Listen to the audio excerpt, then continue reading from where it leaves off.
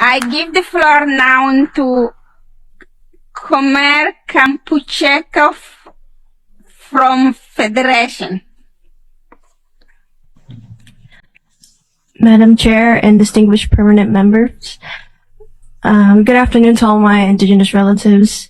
When discussing Indigenous peoples' right to self-determination, we, the Khmer-Krom peoples, the Indigenous peoples of the Mekong Delta in southern Vietnam, find that it is very important to highlight the presence of elders in the community and their impact on the youth.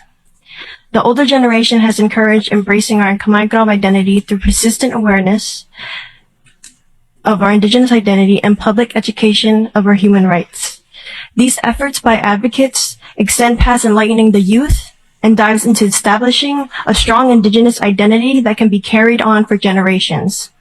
Presently, there have been multiple arrests made on our elders who have been publicizing the fundamental rights that Indigenous people have, as stated in the UN DRIP. Advocacy work such as this promotes self-determination, but is often met by the Vietnamese government with hostile actions and a depreciation for Indigenous human rights. The unjust imprisonment of our elders is ridding the youth of proper guidance from elders who have a lineage's worth of knowledge and wisdom that nurtures generational self-determination. It's become commonplace for Vietnam to sentence human rights defenders to prison. The constant beration and incarceration of our advocates is a violation of our Indigenous rights to exercise our freedom of expression. Defending our rights, promoting our rights, and maintaining our rights as Indigenous people is our inherent right. It is viciously punitive for our activism and advocacy rights to always be criminalized and degraded as political dissent. We are not ethnic minorities. We are Indigenous peoples.